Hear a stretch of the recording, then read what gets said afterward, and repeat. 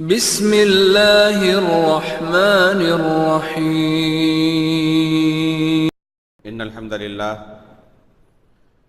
نحمده ونستعینه ونستغفره ونعوذ باللہ من شرور انفسنا ومن سیئات اعمالنا من يهده الله فلا مضل له ومن يضلل فلا هادي له واشهد ان لا اله الا الله وحده لا شريك له واشهد ان محمدا عبده ورسوله يا ايها الذين امنوا اتقوا الله حق تقاته ولا تموتن الا وانتم مسلمون يا ايها الناس اتقوا ربكم الذي خلقكم من نفس واحده وخلق منها زوجها وبث منهما رجالا كثيرا ونساء واتقوا الله الذي تساءلون به والارحام ان الله كان عليكم رقيبا يا ايها الذين امنوا اتقوا الله وقولوا قولا سديدا يصلح لكم اعمالكم ويغفر لكم ذنوبكم ومن يطع الله ورسوله فقد فاز فوزا عظيما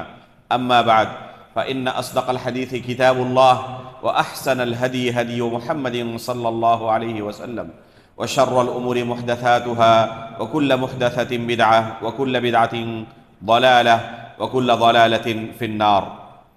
محترم و مکرم حاضرین مجلس، گزشتہ درس میں ہم امام محمد بن عبد الوہاب رحمہ اللہ کی کتاب شروط الصلاۃ و ارکانها و واجباتها سے نماز کے 7 شروط پڑھ چکے تھے۔ 7ویں شرط آپ کے سامنے بیان کی گئی تھی، وقت کا داخل ہونا۔ آج کے درس سے انشاءاللہ آگے کا حصہ ہم پڑھنا شروع کریں گے۔ چنانچہ مصنف نے امام محمد بن عبد الوہاب رحمہ اللہ نے 8ویں شرط نماز کی یہ ذکر کی ہے کہ نمازی قبلہ رخ ہو کر نماز پڑھے، استقبال القبلہ، یہ نماز کی 8ویں شرط ہے۔ اگر قبلے کی طرف منہ کر کے نماز نہ پڑھے، کسی دوسری طرف اس کا چہرہ ہو، تو اس کی نماز باطل ہو جائے گی، اس کی نماز قبول نہیں ہوگی۔ نماز کی صحت کے لیے شرط ہے کہ نمازی کا چہرہ قبلے کی طرف ہو۔ اس کے بارے میں کتاب و سنت کے اندر بہت سارے دلائل ہیں، اور تمام علماء کا اس شرط پر اجماع ہے۔ کسی بھی عالم کا اس میں کوئی اختلاف نہیں، تمام کے تمام علماء اس بارے میں متفق ہیں کہ اگر کوئی شخص بغیر قبلے کی طرف چہرہ کیے ہوئے نماز ادا کر لے تو اس کی نماز باطل ہو جاتی ہے، اس کی نماز درست نہیں ہے۔ قرآن کریم میں اللہ رب العالمین نے استقبال قبلہ کا حکم دیتے ہوئے فرمایا، قد نرى تقلب وجهك في السماء فلنولينك قبلة ترضاها فول وجهك شطر المسجد الحرام۔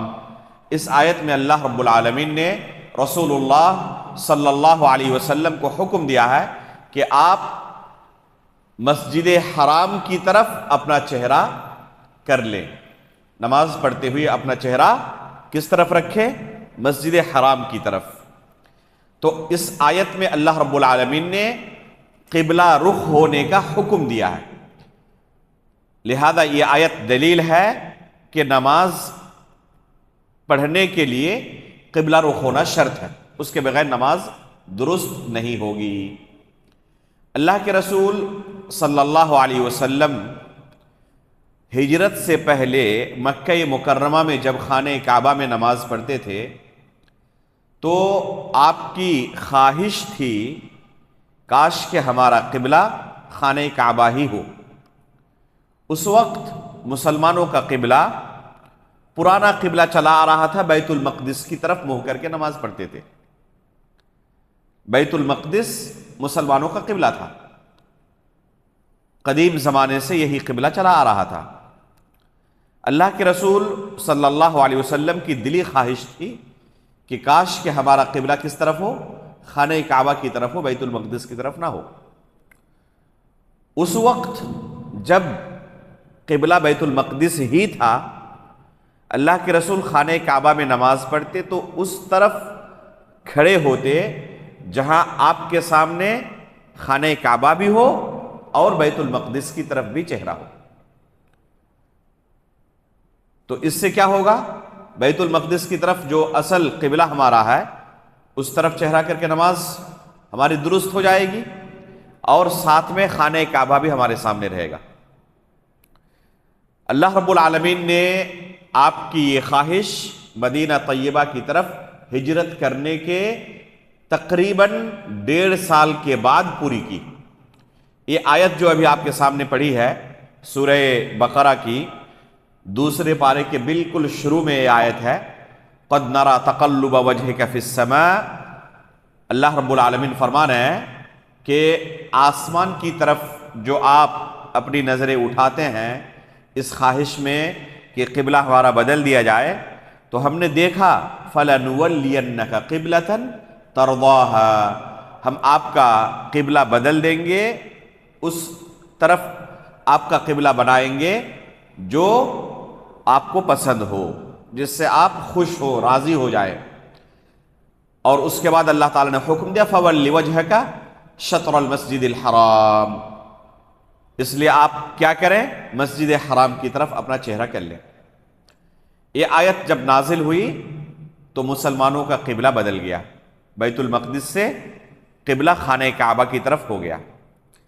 اس کے بعد اللہ کے رسول صلی اللہ علیہ وسلم نے اس آیت کے نازل ہونے کے بعد تمام نمازیں خانہ کعبہ کی طرف چہرہ کر کے ہی پڑھی ہیں. جب یہ آیت نازل ہوئی، قبلہ بدلنے کا اللہ کے رسول نے صحابہ اکرام کو خبر دی کہ ہمارا قبلہ بدل چکا ہے، اب ہمارا قبلہ خانہ کعبہ ہوگا، بیت المقدس اب ہمارا قبلہ نہیں رہا. ایک صحابی جس نے اللہ کے رسول سے یہ خبر سن لی تھی، بلکہ اللہ کے رسول کے ساتھ نماز پڑھ چکے تھے خانہ کعبہ کی طرف چہرہ کر کے، وہ نکلے دوسرے مسلمانوں کو، دوسرے صحابہ اکرام کو خبر دینے کے لیے کہ ہمارا قبلہ بدل چکا ہے، اب ہم کس طرف منہ کر کے نماز پڑھیں گے؟ خانہ کعبہ کی طرف منہ کر کے نماز پڑھیں گے. ایک مسجد سے گزر ہوا، دیکھا کہ اس مسجد کے مصلیان ابھی بھی بیت المقدس کی طرف منہ کر کے ہی نماز پڑھ رہے ہیں، کیونکہ انہیں ابھی تک خبر نہیں ملی ہے.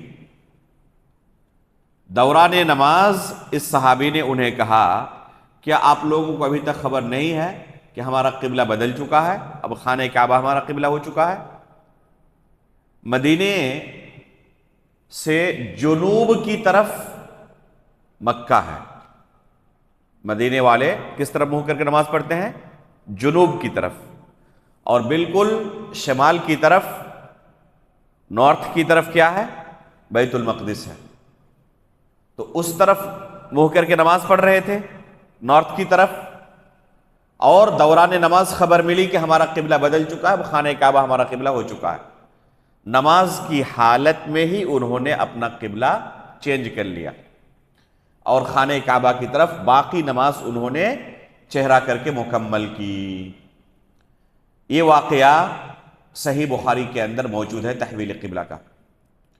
اس واقعے میں اس بات کی تعیین نہیں ہے، صحیح بخاری کے اندر جو روایت ہے قصہ تو موجود ہے کہ اس طرح ہوا، اور صحابہ اکرام جو بیت المقدس کی طرف منہ کر کے نماز شروع کیے تھے انہوں نے اپنی باقی نماز خانہ کعبہ کی طرف منہ کر کے مکمل کی.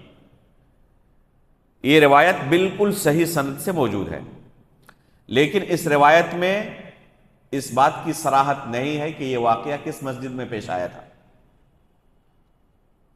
بعد دوسری روایتوں میں اس مسجد کے نام کے ساتھ یہ روایت آئی ہوئی ہے، مسجد کی تعیین موجود ہے. چنانچہ بعض روایتوں میں ہے مسجد قباء کے اندر یہ واقعہ آیا، پیش ہوا. بعض روایتوں میں ہے کہ مسجد نبوی کے اندر ہی واقعہ پیش ہوا تھا. بعض روایتوں کے اندر ہے کہ مسجد بنی عمرو بن سلمہ کے اندر یہ واقعہ پیش ہوا. لیکن یہ تمام روایتیں کسی بھی صحیح سند سے ثابت نہیں ہے۔ ان تمام روایتوں میں جن میں مسجد کے نام کی تعیین ہے، کسی بھی روایت کی سند صحیح نہیں ہے۔ ہر روایت کے اندر کچھ نہ کچھ کلام ہے، ہر سند میں کچھ نہ کچھ کلام ہے۔ اس لیے اسنادی حیثیت سے ہم کسی مسجد کے بارے میں بالتعیین کہنے کے پوزیشن میں نہیں ہے کہ یہی مسجد مسجد قبلتین ہے، اور جس کی دلیل صحیح سند سے یہ حدیث ہمارے پاس ہے۔ ایسی کوئی حدیث ہمارے پاس صحیح سند سے نہیں ہے جس سے ہم کسی مسجد کی تعیین کر سکیں کہ یہی مسجد مسجد قبلتین ہے۔ قبلتین مطلب دو قبلوں والی مسجد۔ البتہ کسی جگہ کی تعیین کے لیے جو مؤرخین ہوتے ہیں، ہسٹری کے ماہرین ہوتے ہیں، متخصصین ہوتے ہیں، ان کے یہاں کسی جگہ کی تعیین کے لیے متعدد طریقے ہوتے ہیں۔ ایک طریقہ تو سب سے بیسٹ یہ ہے کہ کسی صحیح حدیث کے اندر ہمیں اس کی دلیل مل جائے، یہ سب سے بیسٹ طریقہ ہے۔ لیکن اگر یہ نہ بھی ملے تب بھی دوسرے طریقے ہیں کسی جگہ کی تعیین کرنے کے لیے کہ یہ وہی جگہ ہے۔ جیسے آپ اگر حج کے لیے جا رہے ہیں اور عرفہ کے میدان میں نہیں پہنچے تو آپ کا حج کیا ہو جائے گا؟ باطل ہو جائے گا۔ اب عرفہ کا میدان کہاں سے کہاں تک ہے؟ جہاں نہ پہنچنے کی وجہ سے حج باطل ہو سکتا ہے، پہنچ جائے تو حج آپ کا درست ہو جائے گا۔ تو اگر کوئی شخص کہے کہ میں اسی کو عرفہ کا میدان مانتا ہوں اور وہ ہے مزدلفہ میں، چلے گا؟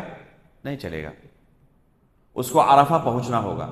اب اگر کوئی کہے کہ صحیح سند سے ہمیں دکھاؤ کہ یہیں سے عرفہ شروع ہوتا ہے اور یہاں پر ختم ہو جاتا ہے، یہ جو تم نے لکیر کھینچی ہے عرفہ کے میدان کی، یہ جو بارڈر بنایا ہے، اس بارڈر کی تمہارے پاس کیا دلیل ہے؟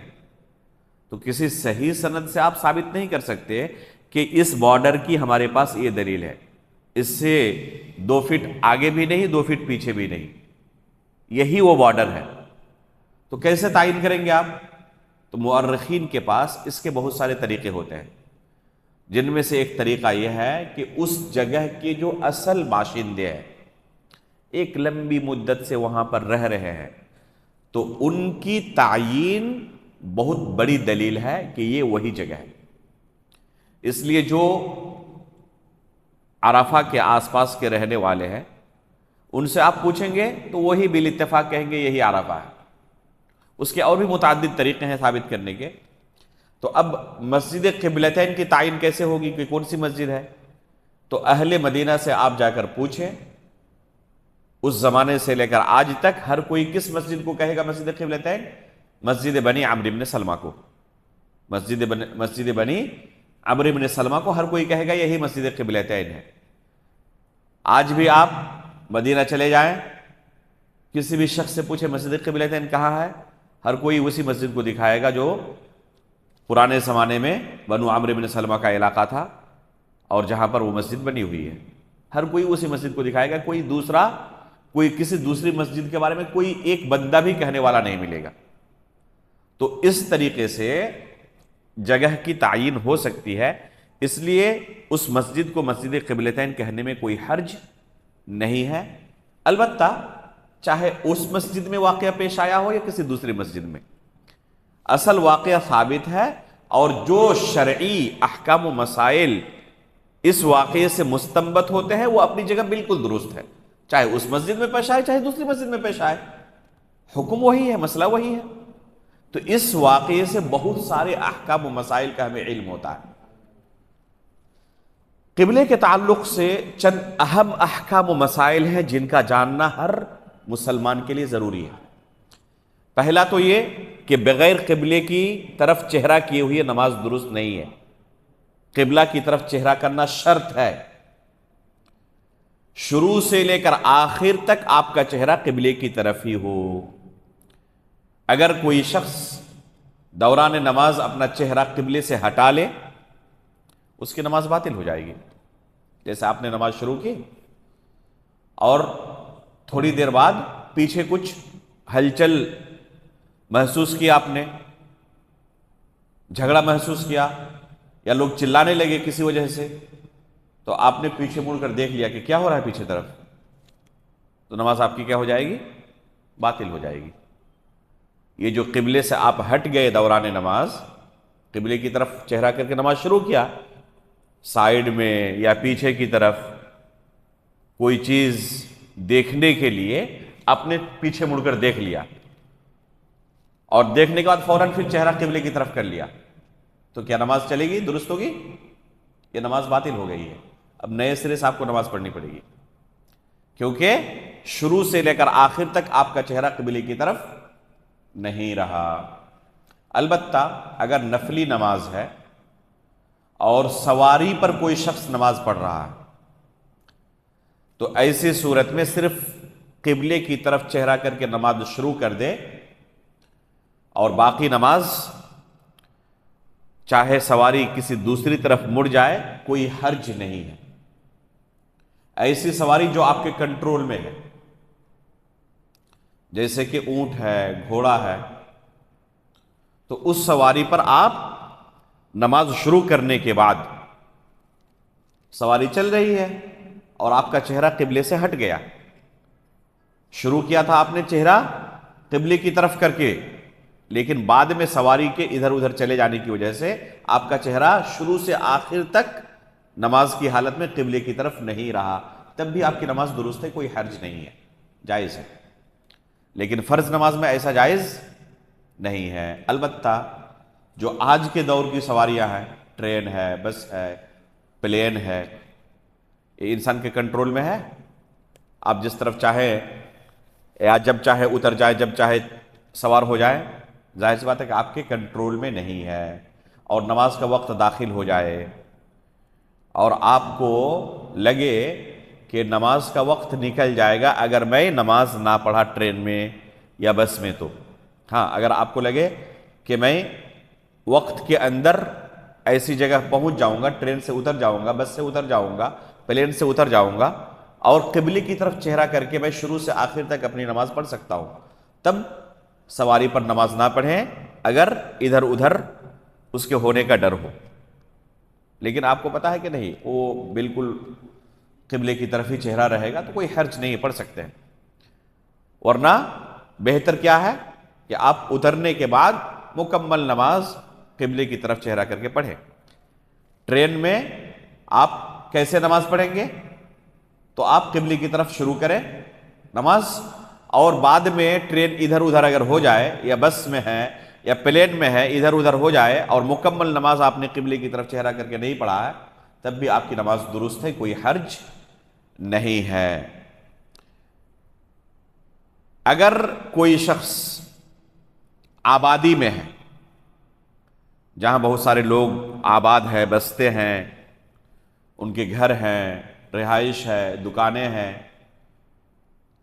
تو ایسی جگہوں پر اگر کوئی شخص نیا پہنچے، آپ گئے کسی گاؤں میں، کسی علاقے میں، آپ وہاں نئے ہیں، آپ کو پتہ نہیں ہے کہ قبلہ کس طرف ہے، نماز کا وقت ہو گیا یا آپ کی نماز باقی ہے، ابھی ظہر کی نماز ہو چکی ہے اور ظہر کے بعد آپ پہنچے تقریباً عصر سے پہلے یا عصر کے وقت، ظہر کی نماز آپ کو پڑھنی ہے، اب کیسے پڑھیں گے؟ آپ قبلے سے واقف نہیں ہیں، تو کیا کسی بھی طرف چہرہ کر کے نماز پڑھ لے تو نماز ہو جائے گی؟ نہیں، قبلے کے بارے میں اسے پتہ کرنا پڑے گا، اور اس کے بعد ہی وہ نماز پڑھ سکتا ہے۔ کیسے پتہ کرے گا؟ وہاں کے لوگوں کو پوچھ کر، وہاں کے جو باشندے ہیں ان لوگوں کو پوچھ کر کہ قبلہ کس طرف ہے، پھر وہ نماز پڑھے گا۔ اگر اس نے پوچھا نہیں اور اجتہاد کیا بس کہ اسی طرف ہو سکتا ہے، نماز پڑھ لیا، بعد میں پتہ چلا کہ چہرہ میرا دوسری طرف تھا، دوسری طرف چہرہ کر کے نماز میں نے پڑھ لی ہے، پوچھ سکتا تھا لوگوں سے، لیکن پوچھنے کی زحمت نہیں اٹھائی، اتنی تکلیف نہیں اٹھائی، اور اجتہاد کر کے کہ اسی طرف قبلہ ہو سکتا ہے، نماز پڑھ لیا۔ پڑھنے کے بعد پتہ چلا کہ غلطی ہو گئی ہے، چہرہ میرا قبلے کی طرف نہیں تھا، تو اسے اپنی نماز دہرانی پڑے گی، اس کی نماز باطل ہے۔ کیوں؟ کیونکہ یہ پوچھ سکتا تھا اور اس نے کوتاہی کی، تو ایسے شخص کو پوچھنا پڑے گا لوگوں سے کہ قبلہ کس طرف ہے، اور جو وہ بتائیں ان کے بتانے کے مطابق آپ قبلے کی طرف چہرہ کر کے نماز پڑھیں۔ اگر کوئی آبادی سے باہر ہے، جب آبادی سے باہر ہے تو ظاہر سی بات ہے کہ وہاں پر پوچھنے کا کوئی چانس ہی نہیں ہے، صحرا ہے، جنگل ہے، وہاں پر کوئی ہے ہی نہیں جس سے آپ پوچھ سکیں، تب کیا کریں؟ کیسے پتا کریں کہ قبلہ کس طرف ہے؟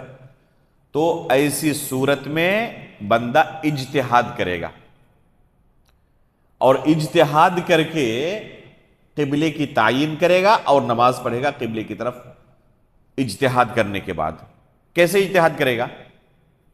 مثال کے طور پر دن ہے تو سورج دیکھ کر اجتہاد کر سکتا ہے، اس سے پتہ لگ جائے گا کہ ابھی قبلہ کس طرف ہو سکتا ہے، لیکن کنفرم سورج سے پتہ لگنا مشکل ہی ہے۔ چاند سے، بعض لوگ ستاروں سے پتہ لگا لیتے ہیں، ماہر ہوتے ہیں اور ستاروں سے پتہ لگا لیتے کہ ہاں فلاں ستارہ اس طرف ہے تو قبلہ اس طرف ہوگا۔ تو اگر اس طریقے سے کوئی اجتہاد کر سکتا ہے، اجتہاد کرے گا۔ آج کے دور میں انٹرنیٹ کی مدد سے بھی آپ نیویگیشن سے، کمپاس سے آپ ہی کر سکتے ہیں قبلہ کس طرف ہے۔ تو یہ سب اجتہاد کے آلات ہیں۔ اس طریقے سے اجتہاد کر کے وہ قبلے کی تعین کرے گا اور قبلے کی طرف چہرہ کر کے نماز پڑھے گا۔ اگر 2 لوگ ہیں، 3 لوگ ہیں، 4 لوگ ہیں اور اختلاف ہو گیا، کیا کریں گے؟ کچھ کہہ رہے ہیں اس طرف ہے، کچھ کہہ رہے ہیں اس طرف ہے۔ 2 لوگ ہیں، اختلاف ہو گیا، تو ایسی صورت میں کوئی ایک دوسرے کی اتباع نہیں کرے گا، اپنے اپنے اجتہاد کے مطابق عمل کرے گا۔ اگر آپ کا اجتہاد کہہ رہا ہے کہ قبلہ اس طرف ہے اور ان کا کہہ رہا ہے کہ اس طرف ہے، اور آپ نے ان کو امام بنا لیا اور ان کے ساتھ اسی طرف چہرہ کر کے نماز پڑھ لی، تو آپ کی نماز درست نہیں ہوگی، کیونکہ آپ نے اپنے اجتہاد کے خلاف عمل کیا۔ چونکہ یہاں پر کنفرم نہیں ہے، اجتہاد ہی ہے، جو غلط بھی ہو سکتا ہے، تو ایسی صورت میں دوسرے کے اجتہاد پر عمل نہیں کر سکتے، اپنے اجتہاد کے مطابق عمل کریں گے آپ۔ عموماً ایسا کم ہی ہوتا ہے، خصوصاً آج کے زمانے میں جو یہ نعمت موجود ہے انٹرنیٹ کی ہمارے پاس، اس سے تعین تقریباً ہو جاتی ہے۔ اگر کوئی مسجد تعمیر کر رہا ہو تو ایسی صورت میں حد درجہ کوشش کرے کہ مسجد کا قبلہ ایک دم بالکل ٹھیک رہے۔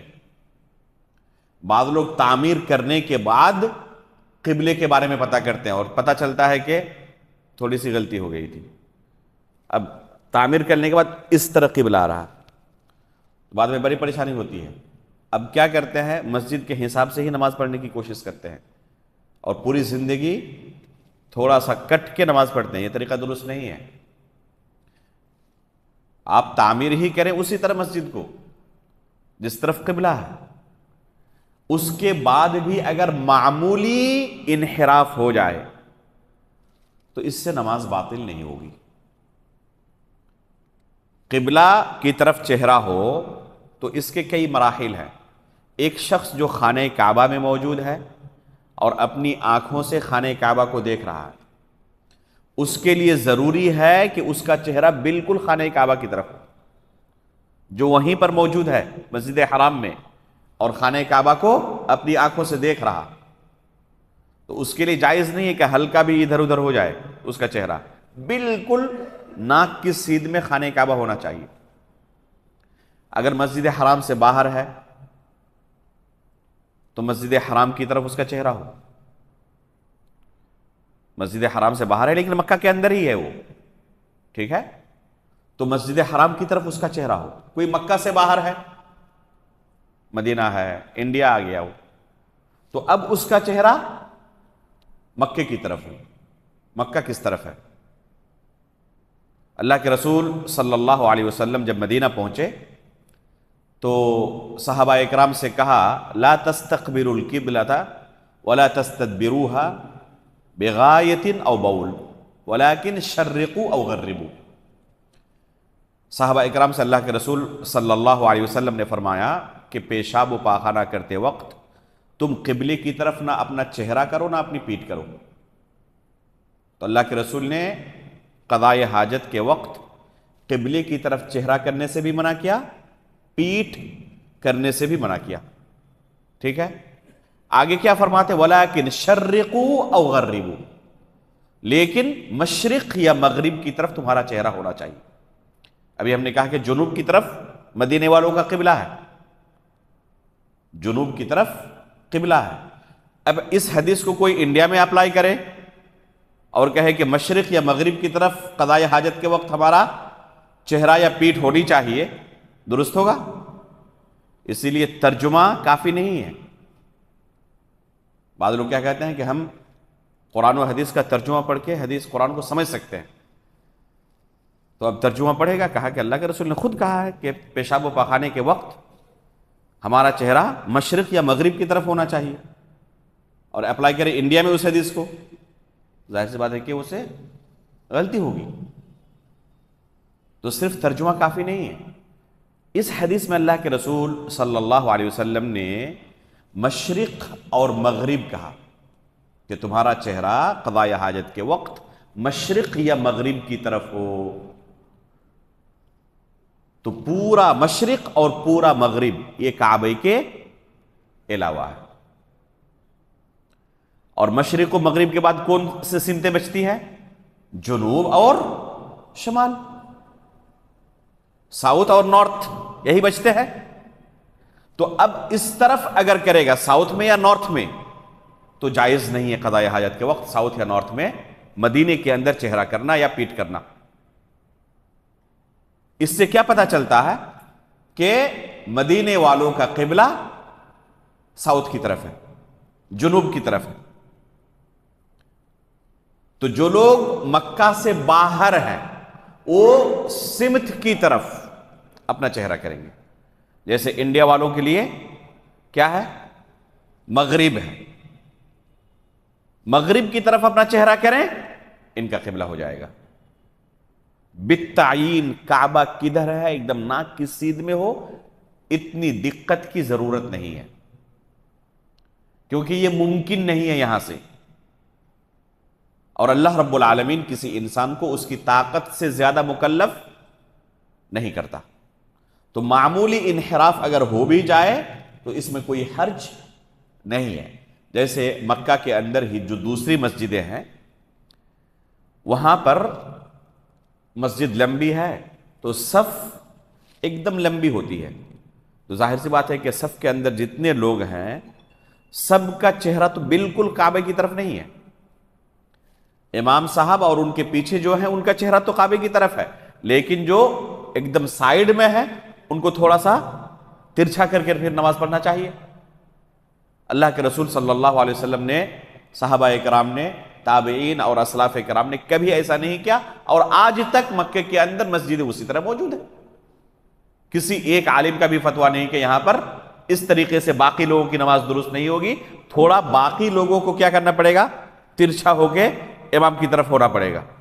کوئی نہیں کہتا یہ، تو ہلکا پھلکا انحراف ہو تو اس میں کوئی حرج نہیں ہے، یہاں تک کہ بعض علماء نے اس میں اجماع تک نقل کیا۔ ایک حدیث ہے اللہ کے رسول صلی اللہ علیہ وسلم کی، ما بین المشرق والمغرب قبلہ، یہ بھی مدینے کے اندر اللہ کے رسول نے کہا، مشرق اور مغرب کے درمیان ہمارا قبلہ ہے۔ تو اب جنوب کی طرف قبلہ ہوگا ان کا، تو کس طرف چہرہ ہو؟ مشرق اور مغرب کے درمیان ہو تو آپ کا قبلہ درست ہو گیا۔ ایک دم بالکل اسی طرف ہو، تھوڑا سا ادھر ہو گیا تو نہیں ہوگا، نہیں، تھوڑا سا ادھر ہونے کے باوجود بھی تو مشرق اور مغرب کے درمیان ہی ہے نا، وہ تھوڑا سا اگر ادھر ہو جاتا ہے ادھر ہو جاتا ہے تب بھی مشرق و مغرب کے درمیان ہی ہے نا۔ جیسے یہاں پر انڈیا میں ہم اگر کہیں ساؤتھ اور نارتھ کے درمیان ہمارا قبلہ ہے، تو اگر کوئی شخص اس طرف تھوڑا سا ہو جائے تو اس کو کیا کہا جائے گا؟ ساؤتھ اور نارتھ کے درمیان نہیں ہے، ساؤتھ اور نارتھ کے درمیان ہی ہے، گرچہ تھوڑا سا انحراف ہوا ہے۔ تو معمولی انحراف ہو انشاءاللہ اس میں کوئی حرج نہیں ہے، نماز درست ہے۔ لیکن کیا جان بوجھ کر سکتے ہیں؟ نہیں، جان بوجھ کر نہیں۔ ہمیشہ کوشش کرنی چاہیے کہ قبلہ بالکل ہمارا درست ہو، ذرہ برابر انحراف نہ ہو، اس کے باوجود ہو جائے تو اس میں کوئی حرج نہیں ہے۔ سفر کے بارے میں کہہ رہا تھا، کوئی صحرا میں ہو، آبادی سے باہر ہو، ایک شخص نے اجتہاد کیا اور نماز شروع کی، دوران نماز اس کا اجتہاد بدل گیا۔ مثال کے طور پر اس نے اجتہاد کیا اس وقت بدلی تھی آسمان میں، ٹھیک ہے، اس نے اجتہاد کیا کہ اسی طرف ابھی قبلہ ہو سکتا ہے، عصر کی نماز پڑھنی تھی اس کو، تھوڑی تاخیر سے بھی پڑھ رہا تھا، اس نے سوچا کہ اسی طرف قبلہ ہوگا، اور آسمان میں بدلی چھائی ہوئی، سورج نظر نہیں آ رہا، نماز شروع کی، بعد میں پتہ چلا کہ سورج اس طرف سے طلوع ہو گیا، دوران نماز میں اس کو پتہ چل گیا کہ میرا اجتہاد غلط تھا، اب کیا کرے گا وہ؟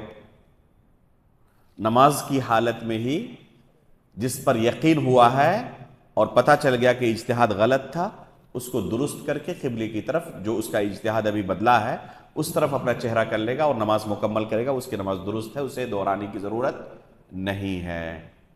لیکن شک اگر پیدا ہو، یقین نہ ہو، جو اجتہاد کیا تھا اس اجتہاد کے بارے میں شک ہو جائے کہ میں نے اس طرف اجتہاد کر کے نماز تو شروع کی تھی، لیکن پتہ نہیں اسی طرف قبلہ ہے یا کسی دوسری طرف ہے، کسی دوسری طرف ہونے کے بارے میں یقین نہیں آیا ہے، شک صرف پیدا ہوا ہے، تو اس شک کا کوئی اثر نہیں ہے، الیقین لا یزول بالشک۔ تو اس شک کی وجہ سے اسے اپنی نماز نہ دہرانے کی ضرورت ہے اور نہ دوران نماز قبلہ کو بدلنے کی اسے ضرورت ہے۔ اگر کوئی شخص آبادی سے باہر ہو اور بغیر کسی اجتہاد کے اس نے نماز شروع کر دی، بغیر کسی اجتہاد کے اس نے، چلو کسی بھی طرف قبلہ ہوگا نماز پڑھ لیتے ہیں، اجتہاد وغیرہ کچھ نہیں کیا، پتہ کرنے کی کوئی کوشش نہیں کی اور نماز پڑھ لیا، تو ایسی صورت میں اس کی نماز اگر بعد میں پتہ چلے کہ غیر قبلہ کی طرف ہو گیا ہے تو درست نہیں ہے، کیونکہ اس نے اجتہاد نہیں کیا تھا۔ اگر اجتہاد کرتا اور بعد میں پتہ چلے کہ غیر قبلہ کی طرف میں نے نماز پڑھ لی ہے، تو اسے دہرانے کی ضرورت نہیں تھی، کیونکہ اجتہاد کیا تھا اس نے اور اجتہاد کے مطابق نماز پڑھی ہے۔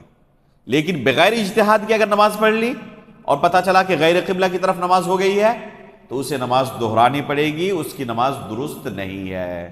واضح بالکل؟ 3 صورتیں علماء ذکر کرتے ہیں ایسی ہے جن 3 صورتوں میں قبلہ کی طرف چہرہ کرنا ساقط ہو جاتا ہے۔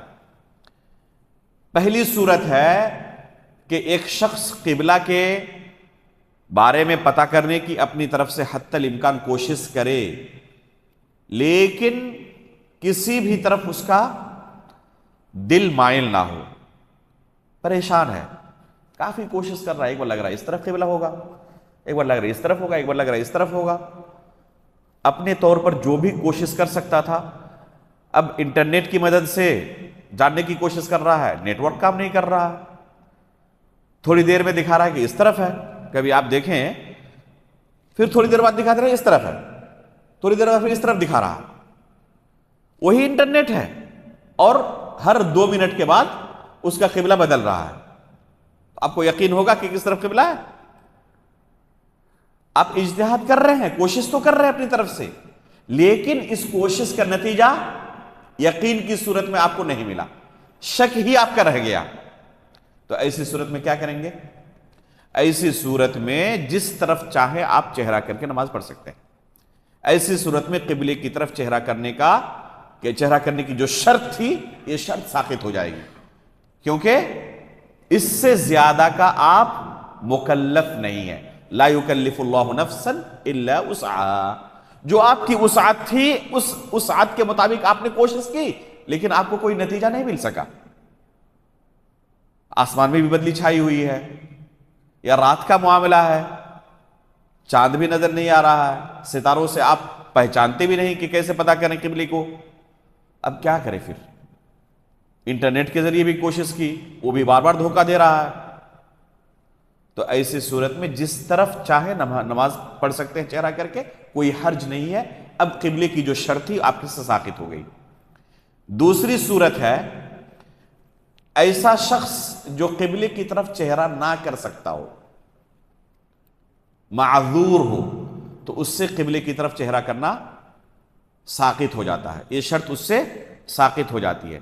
جیسے کہ کوئی شخص کھمبے سے بندھا ہوا ہو، دشمنوں نے اسے کھمبے سے باندھ دیا اور اس کا چہرہ کیا ہے کس کی طرف؟ مشرق کی طرف، اور بندھا ہوا ہے، کیا کرے گا؟ نماز نہیں پڑھے گا؟ نماز پڑھے گا۔ اب اس سے قبلے کی شرط ساقط ہو جائے گی، تو یہ دوسری شرط ہے، دوسری صورت ہے۔ تیسری صورت ہے کہ حد درجہ دشمنوں کا خوف ہو، کہ وہ کسی بھی وقت اٹیک کر سکتے ہیں، جان جا سکتی ہے۔ اگر قبلے کے بارے میں ہم زیادہ سوچتے رہے تو نماز ہی نہیں پڑھ پائیں گے۔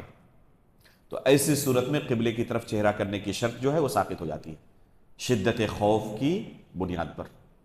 جنگ کی صورتحال ہے اور قبلے کی طرف چہرہ کر کے نماز پڑھنے کی اگر کوشش کریں جان جا سکتی ہے، تو ایسے موقع پر اس سے قبلے کی شرط کیا ہو جائے گی؟ ساقط ہو جائے گی۔ تو یہ ہے 8ویں شرط نماز کی، استقبال قبلہ، قبلے کی طرف چہرے کا ہونا۔ 9ویں اور آخری شرط ہے نیت کا ہونا۔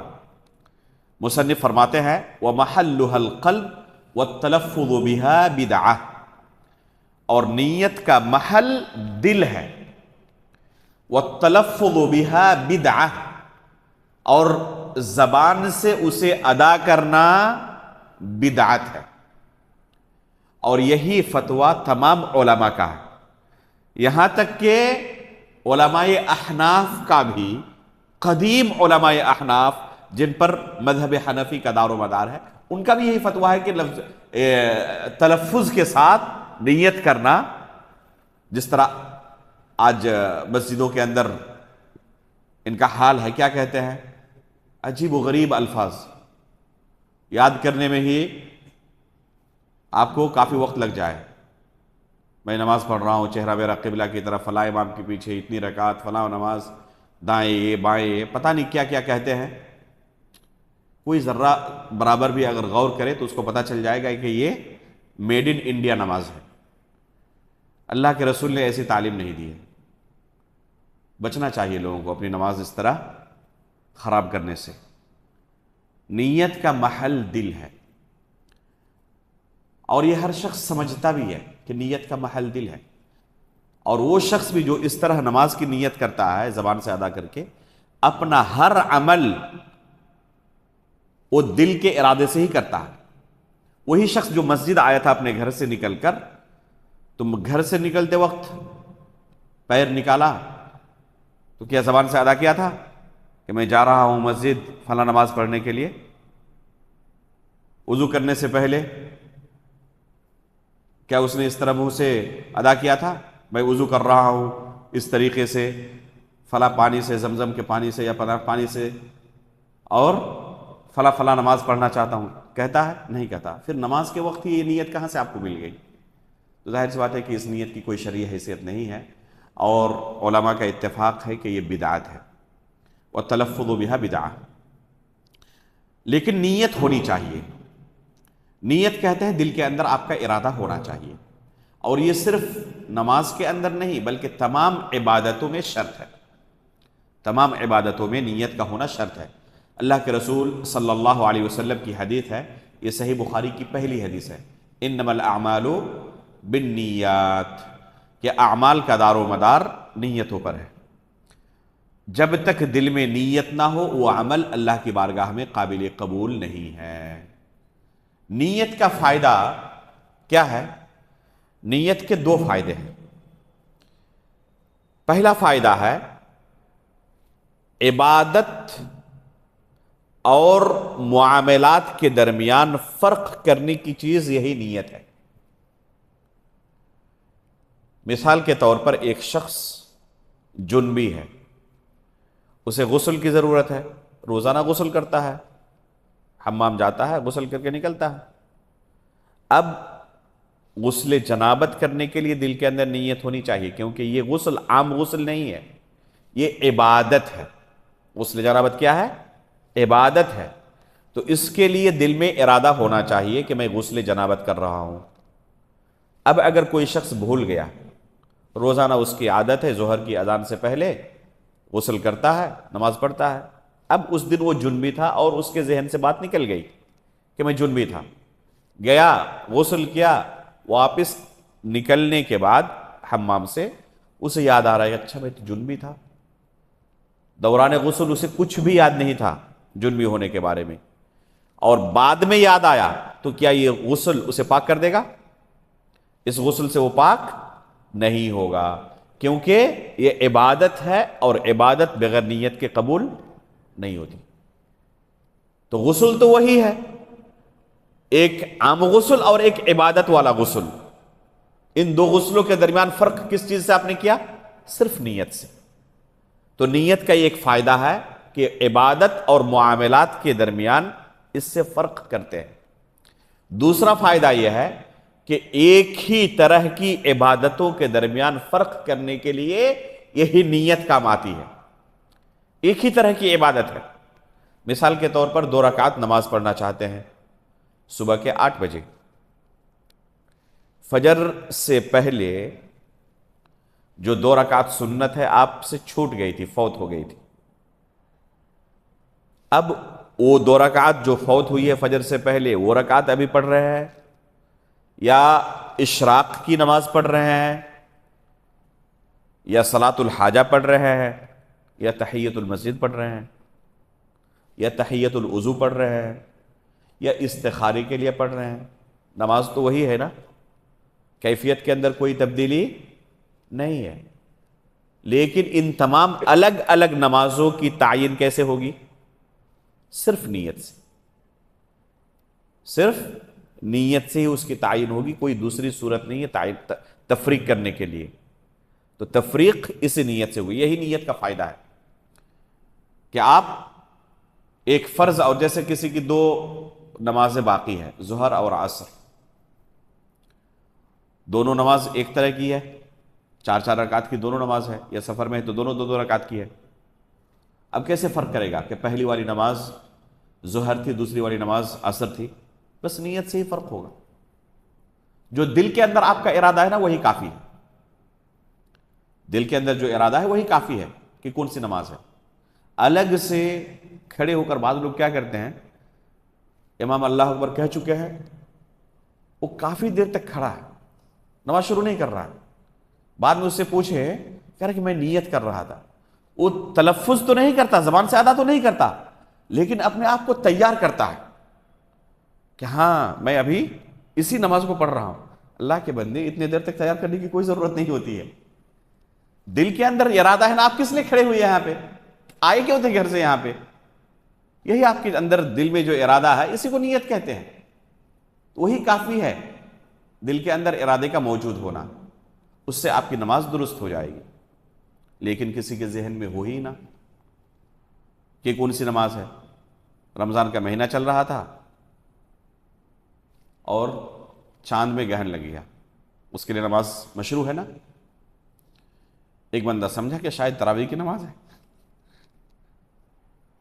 اور اس نے تراویح کی نیت سے شروع کر دی، اور لوگ پڑھ رہے ہیں کس کی نماز؟ چاند گرہن کی، تو کیا اس کی یہ نماز چاند گرہن کی نماز ہوگی؟ نہیں، اس لیے کہ اس کے دل میں ارادہ ہی نہیں ہے۔